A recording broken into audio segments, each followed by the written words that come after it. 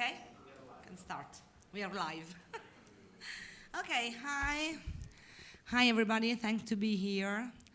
We are here to try to solve a big dilemma today, and we're doing our best, and of course we're waiting for your suggestions and questions about how journalism should be taught today during this big crisis of journalism and editorial world altogether. There are still, of course, a lot of journalism schools in Italy and abroad. I myself am a journalist, but I teach at Sisa University in Trieste, I teach in Milan, at the Master in Journalismo Tobagi, and in some different realities. I have a kind of a partial vision because I only teach social media and digital writing for journalists, which is not a broad range of subject, but I have my idea about what are the things that students need most today. But just to have a broader image of it, and also to have suggestions and direction for people that want to start and try this career, which is really exciting and still very good to have, even if very, very difficult. I called here some good friends and very good professionals, such as Schaffer, who's a journalist, winner of a Pulitzer Prize, and now director of J-Lab. She wrote some months ago a very comprehensive paper, a very comprehensive article about how journalism should be taught today. And that's why I asked her to join us. And I'm very happy, very, very glad that you accepted my invitation, because it's very good to see you here in Perugia. We have Mindy McAdams, who is a teacher at University of Florida with a great experience in teaching journalism at university, and Tedeschini Lalli, who is the Director of Innovation and Development at l'Espresso Group in Italy, but himself a former teacher of journalism. He taught journalism for a while. Occasionally still one. Okay, and occasionally. And I'm very curious about his position, to ask him about his position and his ideas, because he said, I don't teach anymore. Well, occasionally you're still teaching, but I'm not a teacher anymore, and I have my reasons not to be a teacher anymore, so I'm very curious about it. I want to leave the last, let's say, 20, 30 minutes. We'll see for questions, because I think that a lot of you are interested in this topic on a personal level, because maybe you want to study journalism, or you are studying it, and you want to know how to profit best about your course of studies. I'd like to start with Jan, because of course we talked a lot about it. We exchanged emails before this panel today. Maybe starting, if you like, from your article, from your paper, about your ideas about journalism school, and then of course to share with us your ideas and why you think it's best to change the way we are teaching journalism. I'd love to. Thank you. Thank you for having me. I'm glad to see everyone here. I parachuted into the University of Memphis this semester just to get a totally different teaching experience, because normally I teach at American University. And Memphis is a place where 40% of the kids are first generation. It's striking what they know and what they don't know, what the faculty know and what they don't know. And I think that it really epitomizes a lot of the challenges of teaching journalism education today. If you want to start the slides, I think there are a number of challenges, and we're coming to the point where we really have to decide what are we asking students to pay for, and we need to be sure that they're getting value for what they're paying for. There's certainly the usual tensions of balancing news gathering and digital skills. We're all confronted with cramming a lot of information, arguably too much, into limited curriculum slots. We have most schools in the hinterlands, at least in the United States, have a diminishing pipeline of students. Enrollments are dropping because students and their parents don't want to pay for a journalism education. And there's a question of refreshing faculty competencies in a way so that it's, that they can provide good value for our students. And I think that recent studies, there have been a lot of studies recently on journalism education, show a really troubling divide between what journalism educators think they're providing and what the industry thinks they're providing. Poynter, a couple of years ago, did a story in which they asked how important is a journalism degree to having students understand the value of a journalism education. Well, 96% of the educators said, oh, it's very important, but only 57% of the working journalists. How important is a journalism degree for learning news gathering skills? 80% of the educators said, oh, it's very important. Only 25% of the professionals said it was. How well is the academy keeping up with industry changes? Oh, well, the educators, only 39% said, yeah, we're doing okay. Well, the practitioner said it's worse, 48%. And only 26% of the professionals said that J graduates have most of the skills they need to get a job after they get out of school. So big gaps happening. Last year we saw Diane Lynch doing a study for the Knight Foundation in which she wanted to sort of hack the whole curriculum. Amy Webb recently this year did a big study in which she really wants to see a lot more coding, a lot more data. I mentioned Poynter's Future of Journalism. And what I find, what we're not doing at all well, is teaching much in school about the future of journalism. We're spending way too much time teaching the history of journalism, which I think could be compressed in about a couple of weeks. I recently gave a lecture to my class on Chalkbeat in Memphis, one of the startups in Memphis.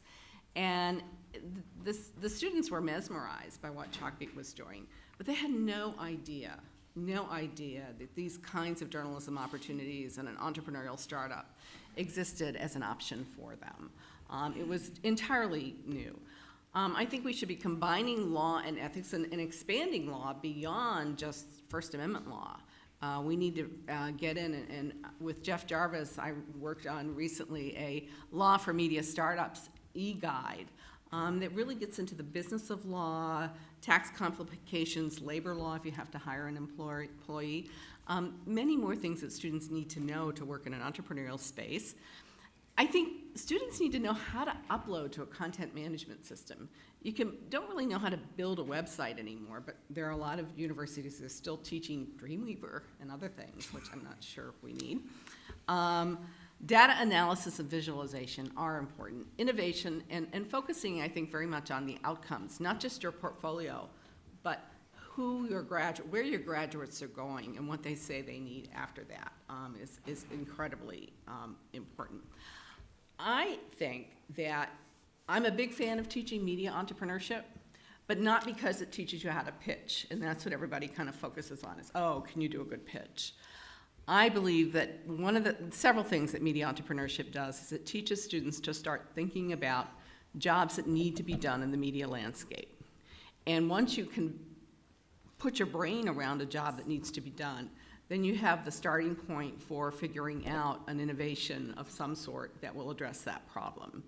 I think it teaches you competitive scan skills, and you can do a competitive scan whether you're looking for a competitor product. You can also use it for solutions reporting if you're doing solutions reporting. It's the same set of skills. I think you need to know how to start up. You need to know how to market on a dime and do guerrilla marketing, and that gets you into a whole suite of social media skills. And I think you know, and what we hear from the media entrepreneurship course we teach at AU, is that students refer to it as an MBA light. And I don't mean to dismiss an MBA, but most of the students don't want a full-bore 3-year business degree. They want enough business skills that they can do something with or run a small company. And then I think, from there you get into monetization and revenues. So quickly, I think one of the things we're not even looking at in journalism schools, and it's something I've been gathering a lot of research on because I want to write about it, is that what we're seeing in the media entrepreneurship space is entirely new taxonomies of journalism emerging. What do I mean by that? Yes, there's activist journalism going on, whether it's Glenn Greenwald or Human Rights Watch. Yes, there's soft advocacy journalism going on, whether it's, Public School Notebook reporting on public schools or Urban Milwaukee reporting on the built environment. There's knowledge-based journalism going on, especially around climate change. There's restorative narratives going on around Hurricane Sandy and Katrina. There's solutions journalism going on. You could call fact-finding a subset of a activist journalism taxonomy.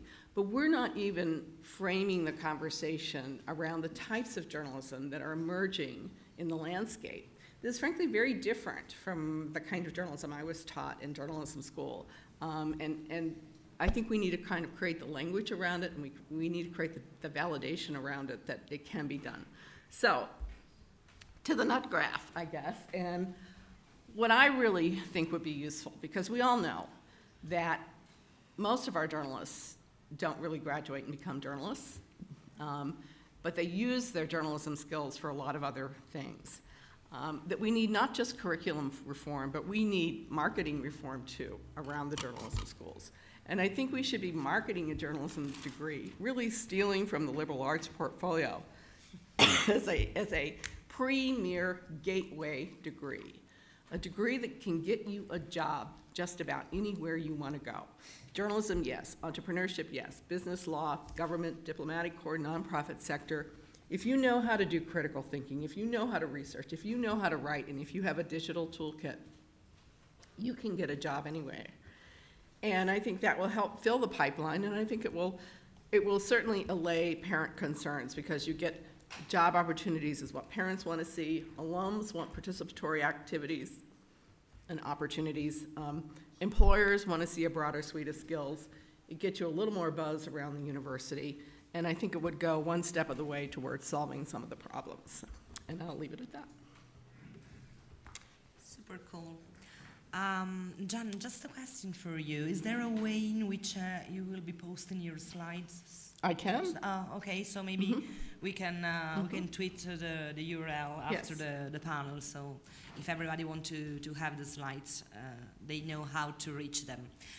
I found I was smiling when you said we're teaching too much history and not future or present, because it's not anymore the future of the journalism, but it's present. And I was smiling because I thought it was an Italian problem. But if you're saying the same things, well, it's not it's global. It's a global issue. Right.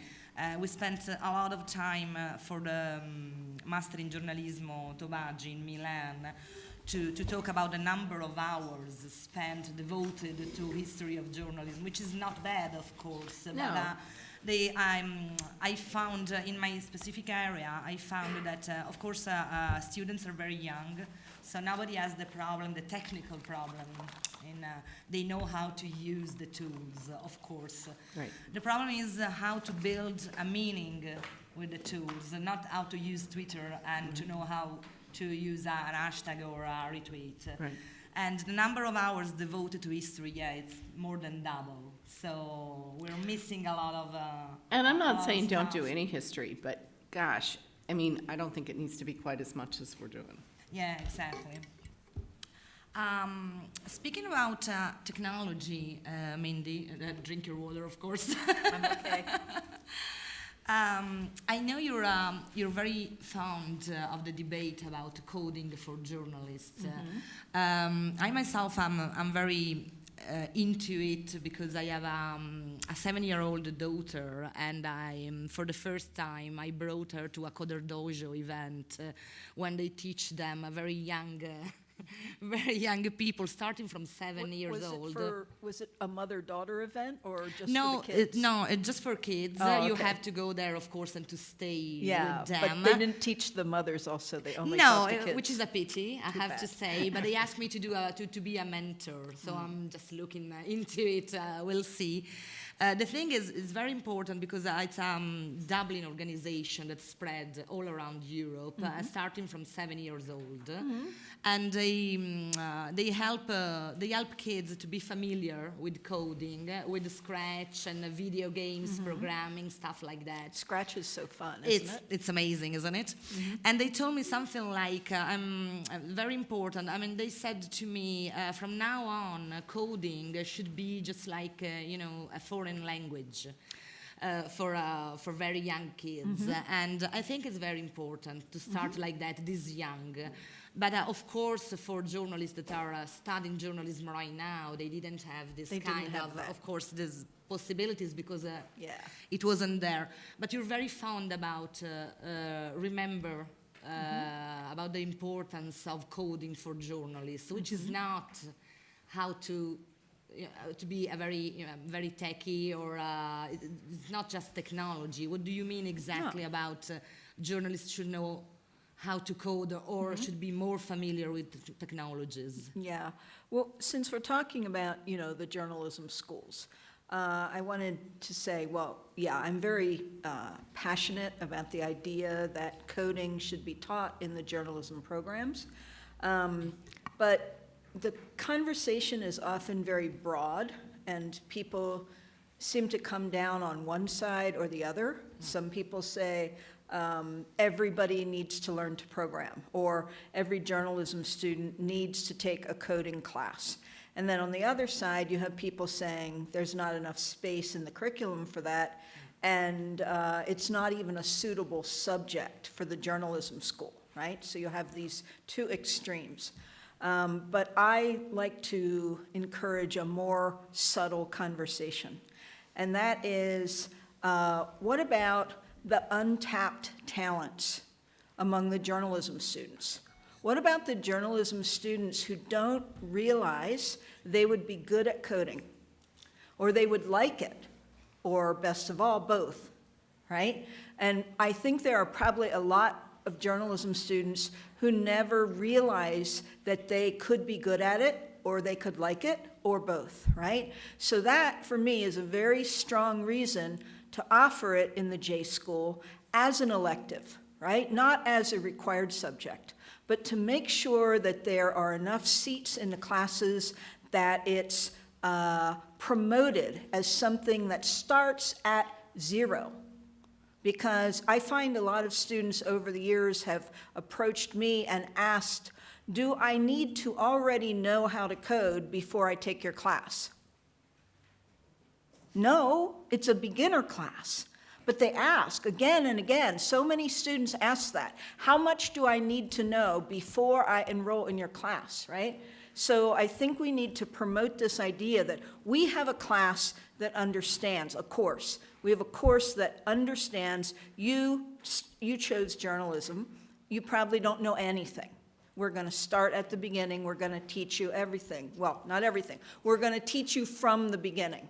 So don't be afraid, right? Don't give up before you even try, right? Another thing is that by taking this kind of course that starts at the beginning, we can help demystify the processes that are used to create interactive things, right? All the interactive things. And if you understand a bit of the process that goes into how is this built, not web pages. The journalism school should not waste time on a course, how to build websites. Dreamweaver. Oh, no, yeah, and certainly not teaching software, right? But like not even how to build a website. Yeah, you need to learn some basic HTML, you need to learn basic CSS, but not wasting time on some big project with multiple web pages and, navigation and making your links all go together. That time should be spent on actually learning how to program, right? Now, you're not going to go as far in a semester course for journalists as you would in the intro course in the computer science department. And that's the whole point, right? You have the kind of course that gets them started programming, and so that they can find out, do I want to pursue this? Do I want to chase it? Do I want to follow it to a new level? Or maybe it's not for me, but now at least I understand what those people in the coding department or on the graphics desk or the data journalism desk, what do they do? How do they do it? It's not magic, right? Aaron Pilhofer said this in a session, I think, not yesterday, I think it was Wednesday. You know, he said it's not actually magic. It's stuff that people do. People do it. It's not like you wave a wand, right? So I think journalism students need to have this kind of course or class so they can learn what's possible. So the challenges are first in the curriculum. How do we find a place for this class? How do we find space for it? We could eliminate that history class. I think 2 hours, that's fine. Printing press, telegraph, radio, TV, we're done, okay? Now let's code. I think that would be good. Then another issue is another challenge is to find the skilled teachers, right? Because bringing in somebody with a degree in computer science, they don't have patience with our kinds of students, right? They don't really understand the head, the brain of most of our students, right? The students who choose journalism tend to be, they're a different kind of person from the person who chooses engineering or computer science. And they can learn to code, and they might love it, and they might be great at it, but the introductory class cannot be identical to the one in the computer science department. They teach it a different way. They go very fast. They expect you to understand a lot before you start. They expect you to put things together in ways that our students don't naturally do. Our students have a different kind of thinking, right? And then the specific subject matter.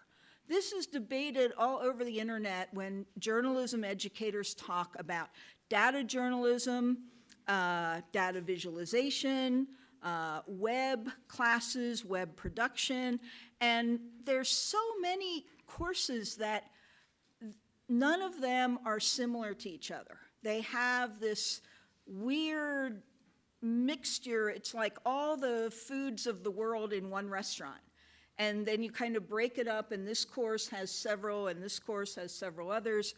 So I'm talking about a course where it's not a data journalism course, and it's not a data visualization course, but it's a course where we focus on actually understanding programming, and of course do it for the web, because you're not going to do it to build a rocket. You're not going to do it to build a network, right? You're not going to write a CMS in your first class or build a blogging system, right? This is the first tutorial in many online computer classes. Build a blogging system. This is not what people at news organizations do with code. They build things that are interactive, that respond to the user. Eventually, they do build data interactives often, but sometimes they build visual interactives. Sometimes they build things that are really like games, right? But before you can build any of this, you have to understand algorithmic thinking. And this is the core thing that I found journalism students find very, very challenging, to begin to solve the problem. Even when they've done tutorials and they've passed everything, they've gone to Code Academy and they earned all their little badges, and then you give them a problem that is so simple and they melt down. They completely give up. They say, I don't know where to start. I don't know how to put this together. So I've found over the years that you actually have to model, how to break down a problem into steps. And we have to do kind of walkthroughs in class. One of the common ones is, what are the steps to buying a gift for your friend? Now, you might think that has nothing to do with programs, right? But it's something everybody has done. You've all bought some kind of gift for a relative or a friend. And so you walk through this, and it's like, what's the first step?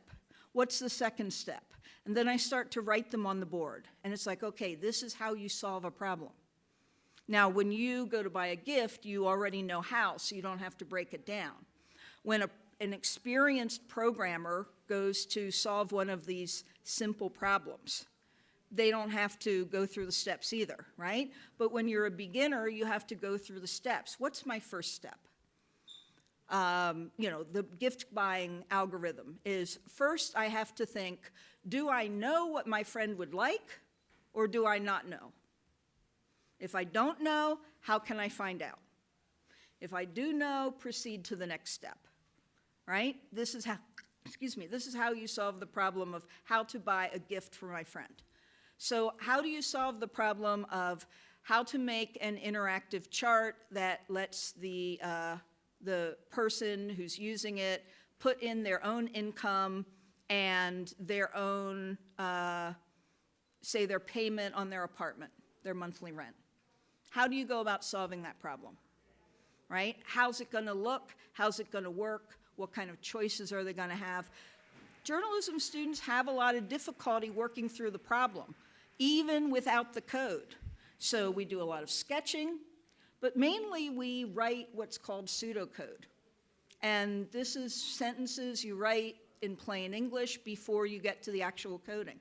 So I find that journalism students need a lot more of that than is taught in a computer science class. So it's one of the differences.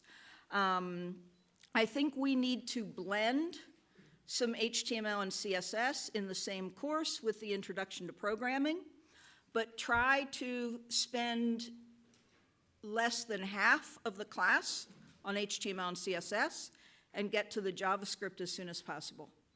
And get them writing original code, not just doing exercises. And sadly for the teacher, you have to assign problems every week and you have to grade them quickly. Oh, it's horrible. It's really awful. But if you don't make them solve problems every week, they don't learn anything. They can do the exercises, they can do drills, but if you don't give them a problem and say, now write this code, at the end of the semester they can't solve problems and they can't write their own code. So these are all a lot of challenges because there's not a lot of people in the journalism school who even know where to begin with these things. And yet you can't really import a teacher from computer science. You need some kind of hybrid who can work with our kind of people. So those are some of the challenges that I'm aware of today. And in your experience, what are the reactions of the students during a course like that? They're just like, I hate it, it's not my stuff, I didn't mean to study computer science because I want to be a journalist, or maybe they changed their mind meanwhile. It's why you want it to be an elective course and not required. Okay. You want them to choose it. And that's why I say, I don't think you can say we must teach all journalism students to code, because that course is going to be torture for some students, right? I think they have to choose it because they have courage, because they're curious, and also you have to make it clear to them that this is a course for them. They're not guaranteed to get a high mark, but also it's not as likely that they would have to drop out or give up as it would be if maybe they take a course in computer science. You know, Mindy, I wonder also if some of it, if you could make a connection between what you can code and having impact with your journalism. Because it's my sense that students in journalism schools now want to do journalism that makes a difference in some kind of way. And beyond just the standard watchdog advocacy gotcha model, but they want to engage their audiences in ways that solve a problem, make a difference, create a conversation that is more than just a passive work of art, if you will, although there's still a lot who just want to do a work of art. And looking at the structured journalism presentation that Bill Adair and Laura D'Amico were doing, I mean, you look at what you can do on the back end to create sort of non-narrative stories on the front end that can really change the conversation about a lot of issues. It's true, but before you get to the back end, you have to get that kind of foundation in programming, right? Yeah. And that's kind of the hurdle you have to get them over. I mean, anybody can do those sort of online exercises and have a little success and say, I understand what I did. But there's kind of this leap, there's kind of a gap between those introductory problems and actually being able to solve your own problem. Okay. Mario. I have to say, you witnessed all the digital evolution in Italian newspapers, well, a lot of it. And you also, as I said before, taught a lot. But all there is to it. Yeah. What are your ideas about let's say, the right or the better way, the best way to teach journalism today? In Italy, maybe, because well, of course. I mean, we have different problems. May I just have a show of hands? How many Italians are in the audience? Quanti sono gli italiani qua presenti? Ah, un buon numero. Right. Fine. And quanti degli italiani qui presenti, I'm sorry, how many Italians here, of the Italians here, do teach journalism? I know one does, 2, 3. Well, nice. So I really hope you will help me, all right? Because I see a lot of other. Ask how many are students. Huh? Ask how many are students. Oh, sure. And how many are students? Okay. The rest are 2. journalists? Are the rest journalists? Are the rest journalists, or well, I see a number of teachers, as a matter of fact, but non-Italian teachers. But well, okay. Anyway, I think you non-Italians need a very quick introductory course to the reality of Italian journalism. It's a reality check. Well, I mean, it's so different, the environment, that unless you know something, you cannot understand what we are talking about, okay? And, well, I will give you just one example. Well, first of all, you have to know, in this country, there is still a journalism association, which is called the Ordine dei Giornalisti. It's not an association, really. This is just like for lawyers, the Bar Association. It's a group that is state mandated, it's mandated by law. You are licensed to be a journalist, and of course, you can be theoretically disbarred if you do something, you know, ethically unsavory, right? So this is the framework, which is already a little bit, you know, troublesome for many in other countries. I would say perhaps all of the other countries, and well, since we have this organization, of course, we do fall under the European law that mandates professional organizations to have continuing education programs. All right? Compulsory. So compulsory, of course. I mean, so if you so since last year we have compulsory continuing education program. As a matter of fact, some of the events here are counted against credits for that. Okay, not this one. Well, and as a matter of course, there are some online courses. And the first one, probably the most important online continuing education thing organized by the Ordine was an ethics course. And at one point, and I will try to translate in Italian, which is not easy to understand even in Italian, but anyway, there were these multiple choices questions, right? And one went, we don't even have a translation for this, but anyway, thoughtful and in-depth journalism of the printed press, that's a statement, all right? Then you choose what follows. First, A, it risks to be weakened by the overwhelming power of the internet culture. That's answer A. Answer B, the thoughtful and in-depth journalism of the printing press, right, printed press, will be strengthened, notwithstanding the ever larger use of computers, or in fact, strumenti informatici, just computer science tools. Okay?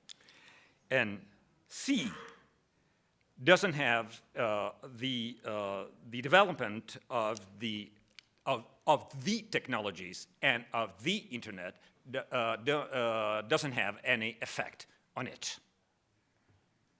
All right? And well, there was a very good friend of mine who was around here somewhere who tried this thing, as I think it was the first Vittorio Pasteris, right? And I said, well, I don't know, perhaps it's C, no consequence, all right? And of course, it was wrong. You can see the red here, okay? The red. Right, I mean, it was wrong, right? So the right answer is it risks to be weakened by the overpowering culture of the internet. Now, of course, there was an uproar, even here, okay? And the question was deleted. And, but this was last year, okay? This, I think, 1 year ago, exactly. Now, this tells you we have, you know, before we talk about how would we go about teaching journalism, we have a problem, a cultural problem.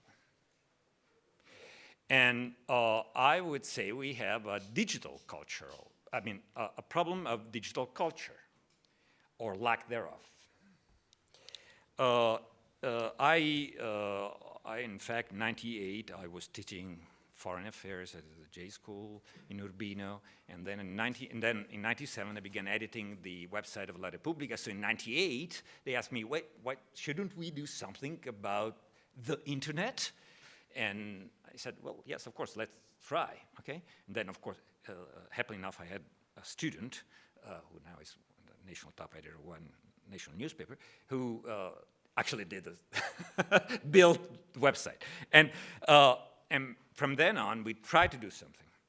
And then 4 years ago, as Barbara mentioned, for many reasons, many are actually personal and logistical, in fact, also. But, you know, the main trouble I had as a teacher, it was that, you know, you saw this culture that it was not only my friends and colleagues who were teaching radio or TV or whatever, it's the students, you know. This is a postgraduate course, okay? So you have this 22, 23, or maybe 27, 28-year-olds coming to the school who are managed to get through it. I mean, we just accept 32 students every other year. So it's really very, you know, it's a problem. And they pay a lot, right? Now they pay 14,000 euros for 2 years, plus they have to live in another city and so on and so forth. So, all right, it's quite an investment, okay? Well, I usually have my first module of my, you know, first time I see them, I usually go saying, well, you may think digital is, you know, some technical stuff you have to learn. Well, this is not.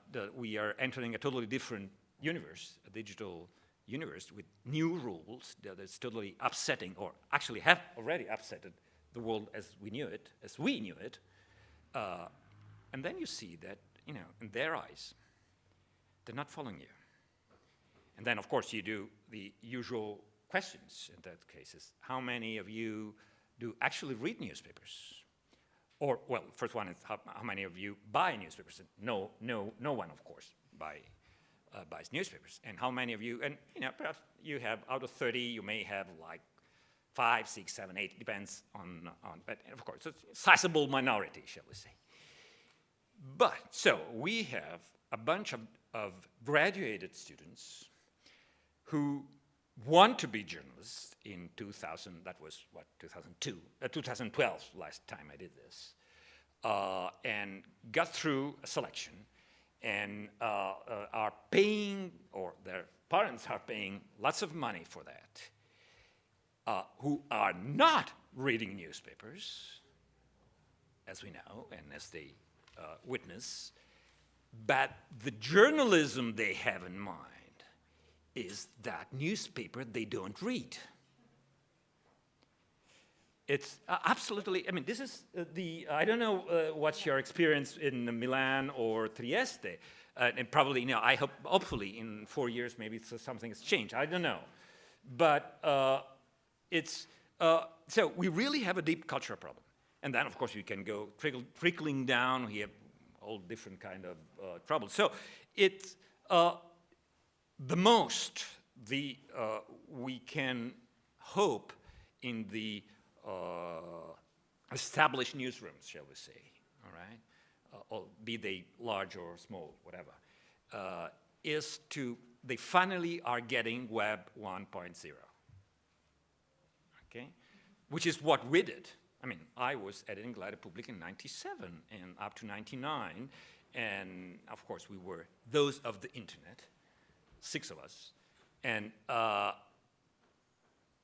now they're finally coming to terms that, well, I mean, the thing is there.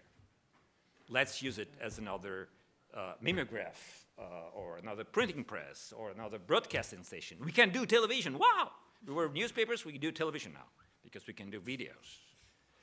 And so this is, generally speaking, the thing.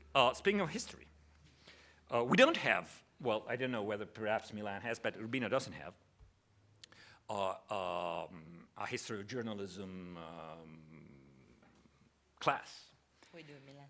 Right, but I did teach at the university, one of the universities in Rome, a full-time graduate course of history and journalism for 2 years. Then I left that also. So, but anyway, this tells you something about myself, not much about university anyway. But, and what I tried to teach, these were not journalism students. These were political science students that were, you know, taking a history of journalism class. And, you know, what I tried to say, I mean, the class was called History of Journalism in the Age of Post-Journalism. At least you know, the journalist I represent, I'm 64, okay? I was on print and, well, as a very young reporter also on TV, but then, you know, for 17 years I've been on traditional media, and for the last 18 years I've been on the dark side of the world. But, you know, that world, my world, is dead. The point is that there is no real appreciation of this here. So this is the main cultural problem. And so I think that even before we begin in this country to speak about what do you teach journalism students, I think perhaps universities should begin to think about themselves to teach or just let them experiment with digital culture. Now, a very good friend of mine who's just retired last year is an historian, and he prints out his mails, right? So, now this is perhaps somewhat extreme, but the problem is that their own experience, the experience of the students, don't match the culture, the frame that they use to interpret the, well, the world, which for a journalist or a potential journalist is quite of a problem. Okay, but I would say for a historian or any other professional. So this is really the main problem. There is one good thing, though, that journalism education in this country did perhaps years ahead of other countries, and I should mention this, otherwise I'm only on the negative. My American friends have been debating in the last few years about whether journalism schools should adopt the teaching hospital model. Well, Urbino has been using the teaching model hospital since its birth in '92. That's because Urbino is a very small city, although a provincial capital. They only have and still have local papers of, you know, larger newspapers around Urbino. which meant that the paper that they put out, they still put out, printed paper, they still put out every other week, goes on the newsstands, which means that if they misquote the mayor, they get a call. And they have, such interesting ethical issues, as since that is main industry is the university, and so it's a university town. So the president of the university happens to be also the owner of the newspaper. And so from what we did, I can tell you, if you're not doing it, it works. Of course, you have to have the circumstances to make it work. Now, of course, that at least we managed to move most of, of actual news gathering and et cetera online, and we are putting out a newspaper just, as an afterthought. But this was only this very year, and a good friend of mine is doing that. Last year was not like this. Thank you. Then, of course, I have tons of other things to say. You want to add something to it? I think when we think about journalism education, we're now so kind of focused on digital skills that we forget sometimes that there are real opportunities in journalism school to reimagine the value proposition of what journalism can be. And that doesn't always mean it is what it was in the past. And what do I mean by that? Well, I think going forward, we're going to find more and more journalists who are going to come to journalism from their life experiences. And they're going to bring different mindsets and different values. I think we need to have continuing education programs that help anchor these people in core values. Not mandated ones. Right. But their journalism is going to be very different than the kind of journalism I grew up in. And I think we need to develop a comfort level in embracing that. I think we need to teach kids how to zag instead of zig, to get away from the Wolfpack journalism, to reimagine what's the story that's not being told. I think we need to teach them how to do the master meta-narrative stories that we're missing because we're so busy looking at the 50-foot view and not the 5,000-foot view of stories. I think we need to figure out a journalism that engages readers in problems in ways that they can participate. And that means for students who don't like to interface with people often, don't like to even pick up the phone and call them, we need to figure out how to get them having a comfort level with kind of face-to-face interaction with people.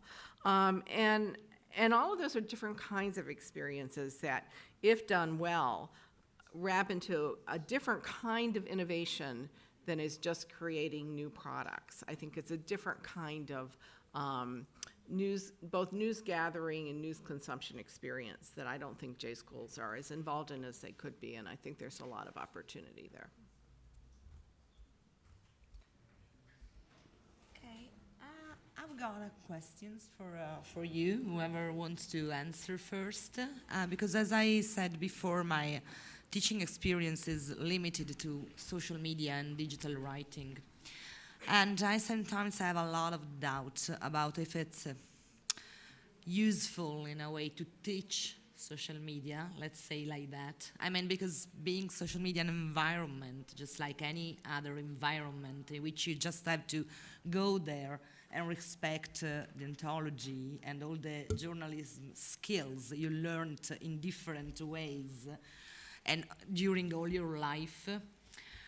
Apart from saying to them, you have to do the same things you do when you're not online, when you're writing an article for print, or when you are interviewing someone on the phone. I find sometimes they need guidance about how to use social media, Twitter and Facebook, and all the tools they have. Sometimes I feel it's useless because if they know how to do it outside the social media, they know how to do it inside it.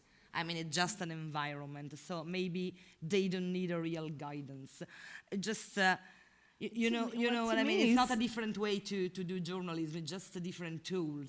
Well, it's a distribution platform. It's a metrics on-ramp, but social media without an end game is very hard for me to envision. I mean, learning how to tweet for the sake of tweeting is not very meaningful.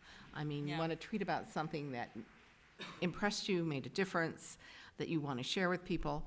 And so it feels to me that it needs to be incorporated in a class in which you're building something that you want to share, rather than kind of a standalone activity. That's all. Yeah, just like an aspect you have to Well, develop. it's part of the toolkit. Yeah. You've got to use all the platforms you have available. It's part of the toolkit, but it's not a standalone tool, I don't think.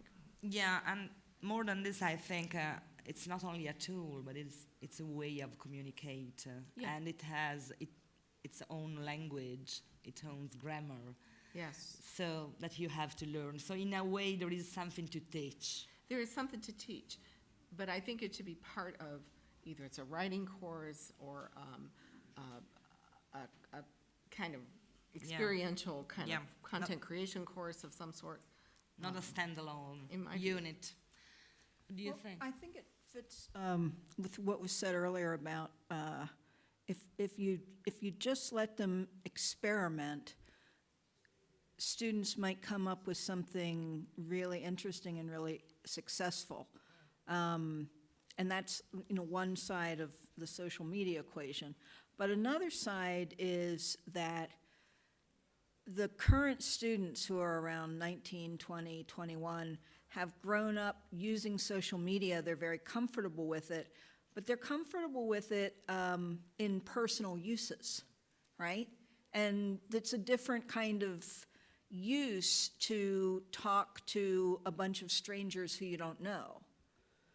Whether you're trying to get their opinion about some kind of public issues, or you're trying to promote some kind of story that your news organization has worked on or is working on. You're trying to get their feedback or find new sources. All those kinds of things are, you said like talking to strangers face to face. Journalism schools have traditionally trained students how to interview strangers and ask the right kind of questions, and so that you can get interesting answers. Using social media to talk to strangers, basically, whether it's 10,000 strangers or 1 million, or even just the few who might be able to give you source material, right? That's not the way that a 20-year-old has been using social media before they started being a journalist or before they came to the J School. So there's rather a lot to teach, I think, because it's like, the difference between talking on the telephone and going on TV in front of a national audience, right? You're expressing different things to different groups of people, and they haven't done that before. So there's kind of a combination. Let them experiment, let them figure out new kinds of stories and projects that might reach other audiences, but also they need some training and some guidelines about dealing with audiences. Because normal people, as we're growing up, we're not talking to audiences.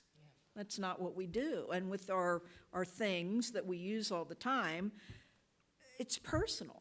So it's quite different to become a journalist and then you're speaking to a public. I would take it from there. If we go back to what I said before, the fact that, the students I knew were, of course, of the digital world, but did not have a digital culture, I say, or mindset, if you want. They were not able to connect their experience with the cultural frame they were living in, or they were getting because they were university students, okay? Now, so this reconnect of their personal experience with, whatever they are studying, in this case we're talking journalism, but it could be anything, all right? Because the digital universe is not something that has to do with journalism, it has to do with life, right? So higher education is higher education in the digital universe, this is it. Right? So, and which means that that's another way of saying, as you said, they're doing it, to like friends and so on. But then, if they have to use it in a professional way, of course, they have to understand, what are all the trappings and how the whole thing works, and et cetera, et cetera, et cetera. You were asking, how do we? I'm trying to condense your question into how do you teach environment, right? How do you teach the way in which you're using social media as an environment? as Well, tools I mean, and not how do noise? anthropologists teach their students?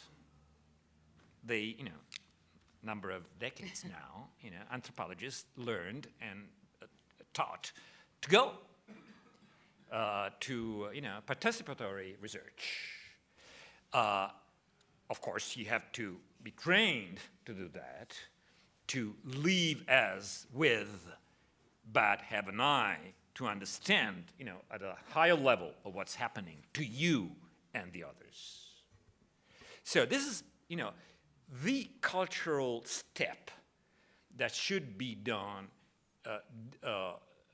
in higher education in general, and certainly in journalism schools. The problem is that we get graduate students who have never been exposed to anything, any thought of this kind. I'm not saying that I'm right, but it's just given. This is something you do, something you use, like your car. You're not, thinking about, the consequences, the social, economic, anthropological consequences that the car actually did bring into the world. You just use them, all right? I think we're still in a phase where students and people, perhaps, should think about what's happening to them and experience them. Yep. Sure. We need a mic for the moment, student.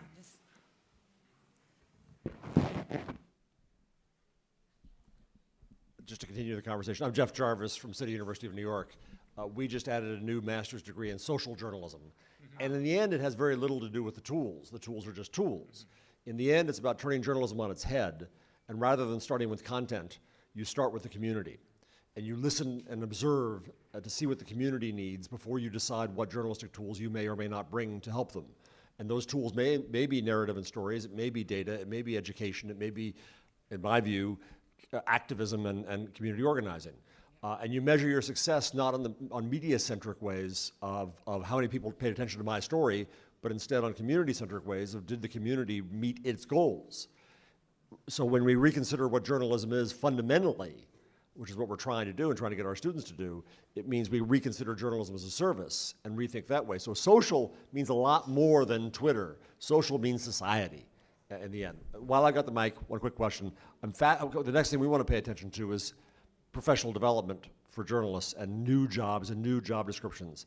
And I'm curious when you said that continuing education is compulsory, coming along with another part of a system which we would find really difficult to deal with.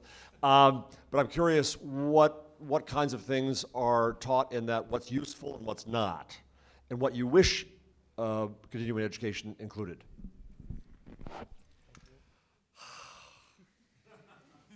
Now, perhaps some friends here want to answer that in my place? No.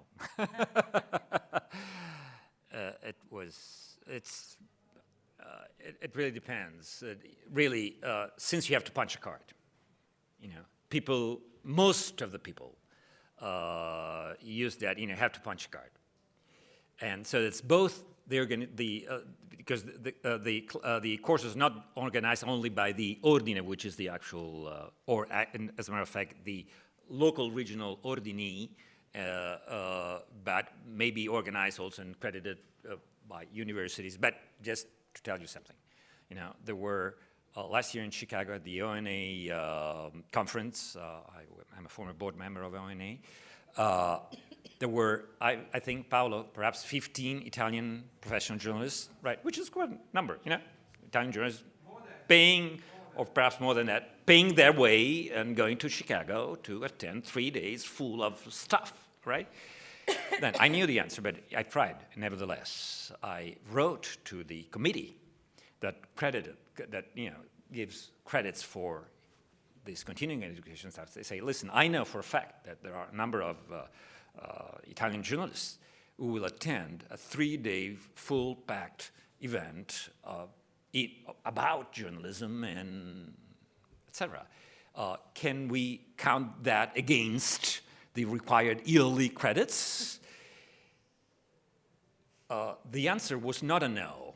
The answer was, we are terribly sorry. Of course, I described everything, what the conference was, what the association is, et cetera, and said, we are very sorry. It's clear that this is a very interesting event and very important, but your organization is not among those that are listed by the Justice Ministry who oversees the Ordine dei Giornalisti. Of course, we might become one, but we should apply for, which, since I learned that the hard way, when our friends of the European Journalism Center, whom perhaps you know, Wilfred, etc., they are here, and a few months ago, Wilfred asked me, listen, I know about this, this course is going on in Italy. Do you need us? Can we do something for you? And I said, yes and no, of course. I mean, you have lots of things to teach us. But then I addressed him to a very specific regional order that I knew was open to that kind of things. Because if the Ordine organizes it, then they can call whomever they want. So actually, right before this conference here, Wilfred and some other friend, I don't know his name, went to Venezia and did their show. But Wilfred told me, don't tell me what we had to endure to do that. I can bet, and they probably said, "Oh, hey, I see your university certificate or whatever." So this is it. I give up on that. They called me to. I gave some lectures, and I usually, in this, I refused to do anything that was technical in any way.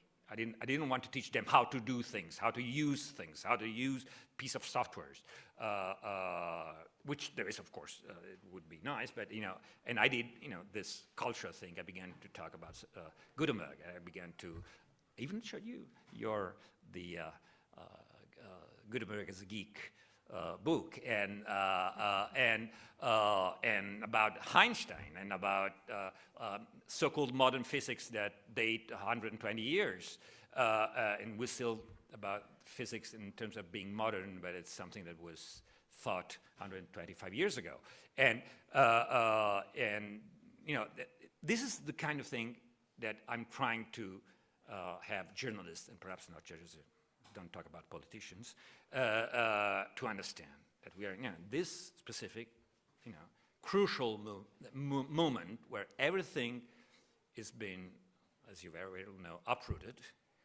We actually don't know where it will lead, and I usually say that reactionaries in revolutions are usually wise in terms of diagnosis. They know perfectly well what's happening to them, and liberals and progressive types tend to downplay the effect of what's going on.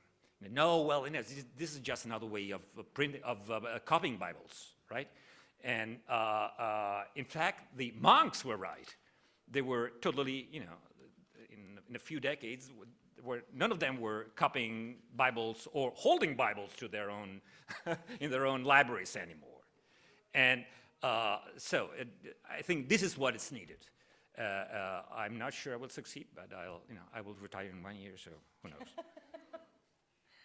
Eva, and there, and I don't know. Hi, I'm Eva Constanteris. I teach data journalism mostly in developing countries. And I was really interested in what you said about the problem modeling, because I'm having a very hard time when I teach the technology and basic pivot tables, data visualization. They'll get the steps and they'll create the visualization, but then they're not making they'll answer the questions. Like if I have, what province has the highest HIV level? What age group is most at risk? Like they can go through the steps, but then if they get their own data set, like they know all the tech, they can sort and filter and create a pivot table, but like coming up with their own, like what's your story angle? And like for me, I thought that would come naturally because journalists ask questions, that's what they do, right? So for me, that's the the easy bit, but still invariably you just have them, they'll open the whatever data visualization software and paste in the entire data set and hit visualize and think that somehow the software is going to find and tell the story for them. And I'm just having a very hard time, like, do they have to write out the entire story before they, you know, like, I don't know how do you mix the technology with sort of just the basics of journalism? There's this really, it's a weird, there's a leap that they have to make. And I can't guarantee for any student that the student will make the leap. You know what I mean? Like, I don't have a magic formula so that every student will come to that No, but place. I want the magic right? formula. Yeah, sorry, I don't have that. That's like the software will do it for me, right? But the one thing I have seen is, and this is, you have to really talk out, you know, the imaginary backstory of how did this journalist get this data set and why would you want it? And now we're gonna make it with software, and now that we have it, what do you think the audience is gonna do with it? And how are they gonna look at it? There has to be, because there's this, it amazes me, because yes, you think journalists are all curious and asking these questions in their minds about everything all the time, but there's some roadblock or mental, there's just something they're not experienced with when it comes to technology. And I describe it as the problem solving, but it is bigger than that. And it's like, before you had the idea to make this thing that moves and floats and slides and clicks, right? You had to have this idea about why is this story important? And from that, you went to an idea that I could give the audience something that moves and slides and clicks, and they would understand it better through that thing. But I think it's a longer process, especially like a workshop. If you're doing like a weekend or a week, I've seen this in other countries too, like 5 days is not enough to people who've just been like reading text as journalism or listening to the radio, and that's their whole experience of journalism in their country. And you show them the charts, they get excited, but the whole kind of ecosystem around why do we make a chart and how do people use it and how does it fit in with my storytelling and my truth-telling, it's this, sometimes I say it's like learning how to cook. You know, a lot of people can learn to cook from recipes, but they'll never come to the place where they can cook without a recipe. And for people who can cook without a recipe, this is just mind-blowing. Like, how do you not know how to make tomato sauce? How can you not just like make tomato sauce with no recipe? Why would you open a book? I'm saying, you know, because I'm in Italy, but I mean, even an American should be able to make a sauce for pasta, right? I mean, you just get some tomatoes and some olive oil and you taste it and the salt is right, right? But this is the thing, they don't know how to cook. They haven't cooked and they're following recipes and there's a leap before you can do it without the book. I think it has to do with experience and a lot of talking about the unfamiliar things. George Brock from City University London. I wanted to see if I could contribute an optimistic note about Italian journalism students. Oh, yay. City University London has about 500 to 550 students in the J School. 2/3 of them are postgraduates. And until last October, I was directing it. In my last year in charge, the largest contingent that wasn't British was, yeah, you've guessed it, Italians. I think there is my former students. I think there is a connection between what you're describing and that. One of the great things that the EU has done is to make it possible for people to move between universities. It's frictionless, it's cheap, it's easy. It's not free, but it doesn't impose a financial penalty. People flow around problems like that. In England, we have an expression, people vote with their feet. definitely. As I was shouting before, you know, some of those students are my former students. I have in mind a very specific one who, he graduated from, I don't know, perhaps political science somewhat, then had 2 years of journalism with us, then went to work for a TV station in Milan for a while, and then he was so fed up.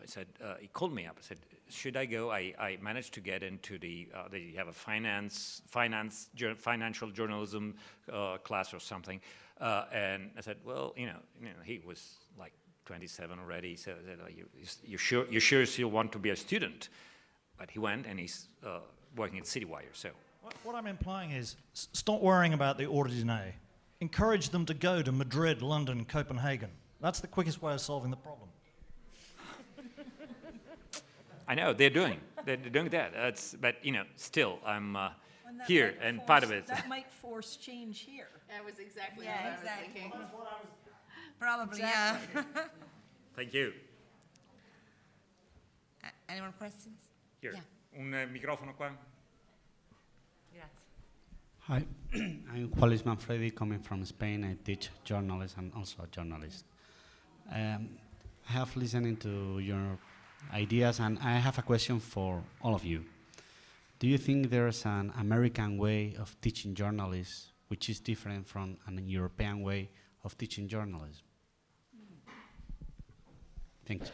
I think there's a media development way of teaching journalism that's actually different from the American way of teaching journalism. I think in countries where you are building democracies, media often has to play a very more of a catalytic role, a very different kind of role than what we see often in the United States.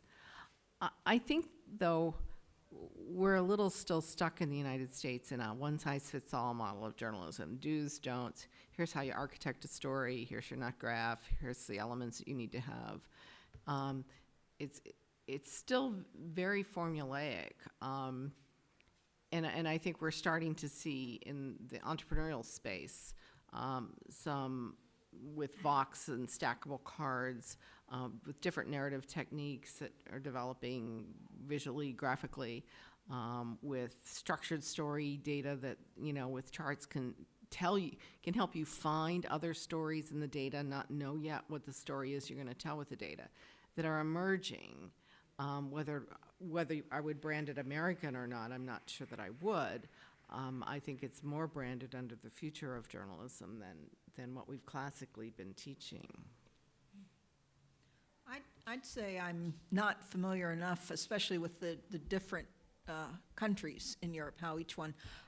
It was explained to me about 10 years ago how forgive my pronunciation, licenciatura system worked in Spain, in España. Licenciatura. Yeah, and it sounded much more trade-focused, you know, because the U.S. system is what you have now, the bachelor's degree system, and so the journalism student goes for 4 years, and about half their courses are in the liberal arts, and they're taking a foreign language and geography and who knows what all, in addition to their journalism courses. But the journalism courses, it depends on the school. There's often a section of the required first courses that are just soul-killing, right? Because they come in and they often, just like you said, they've never read a newspaper. They don't know what a hard news story is. They've never watched TV news. They've got no interest in any of that. But they've got an interest in something that led them to journalism, often like a desire to tell a story, a desire to write, a desire to make documentary video or something like that. And they have to go through these classes that are very painful for them. Partly teaching them how to interview strangers, right? A lot of them don't enjoy that. But also the formulaic writing, the hard news story, the event coverage, right? It's very dull for them. It's very tedious. And I think after maybe 1 semester or 2 semesters in a lot of the American J schools, now maybe not, some of the J schools, but some yes, some no, the students decide, you know, I am not going to be a journalist because this is all very boring and it's not relevant and I don't want to tell these kinds of stories. I think that's a big issue for our J schools. I don't know about yours. Maybe it is, you know, and I feel like it goes very well with what Jan's saying about a gateway degree, but I mean the gateway degree and like learning how to interview strangers has to remain part of the curriculum because my gosh, you've got to learn how to interview people properly face to face, right? On camera, off camera, with audio, without audio. But these other things like these beginning courses where they just force you to write these very dull factual things, it turns off young people. It's not the kind of exciting work they want to do.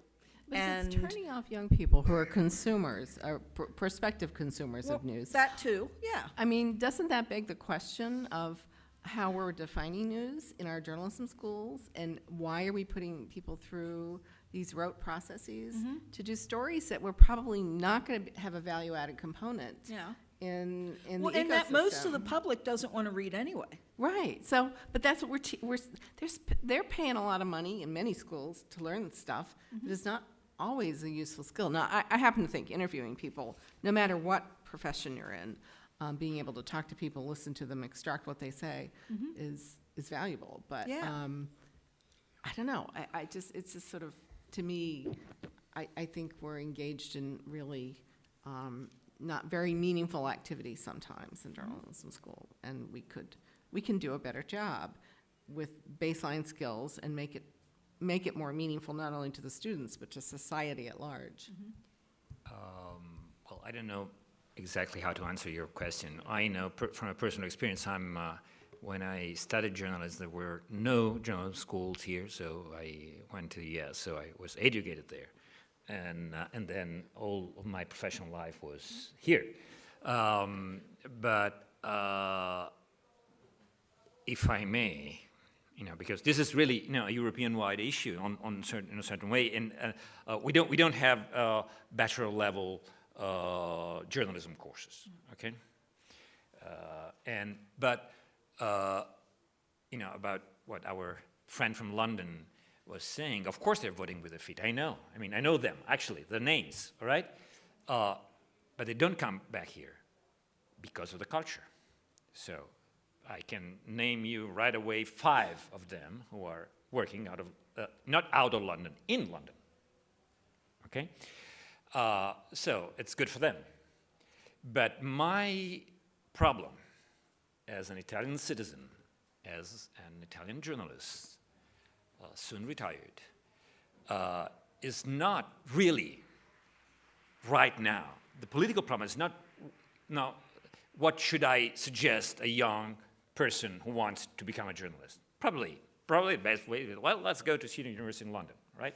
But as a citizen, you know, how can this country, which is, you know, 60 million countries, one of the, with all the problem we have, it's, you know, one of the most important from economic point of view, most important country, and one of a very large political and economic institution, and how, whatever our shortcomings before, and there were many as journalists, if we can't somehow you know, take ourselves and pull us out of the quagmire, it's not a problem of what becomes of journalism. It's what becomes of the country. Of society. And of society as a whole. So this is, I cannot, to solve this problem, I cannot say just go to London or Madrid or wherever, which they of course know and they're doing. So.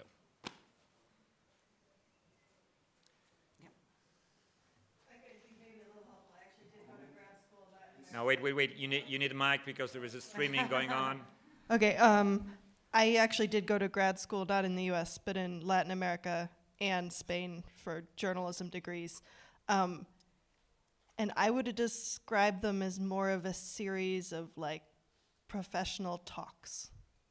Like a lot of just guest speakers after guest speakers. War stories? war stories. And I think there's a lack of recognition that good journalists don't necessarily make good professors or teachers. And there wasn't, and usually the entire program is designed by a fantastic journalist. So there's not necessarily like a curriculum or reading. Really? Yeah. So in both Latin America and Spain, I had the same experience where it was just, there wasn't really like a theory of change. There was no like, what should they, for example, we did Ruby. The first coding thing we did was scraping with Ruby. That's not too bad. Well, no HTML, no C, just right into scraping with Ruby. And that was Ruby's not a bad first language. for 3 days. Okay. All right.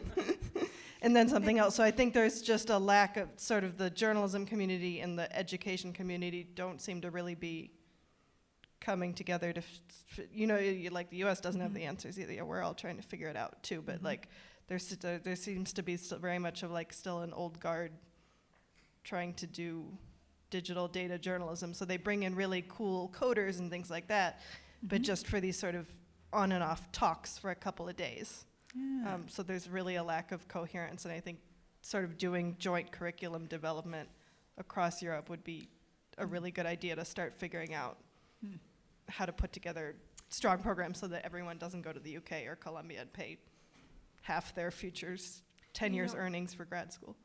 It's striking to me, and I ask this at every journalism school I'm in, how well they know where their alums are today. And very few journalism schools keep their own alum database. It mostly is in the development office, and the development office sometimes won't even let you add it.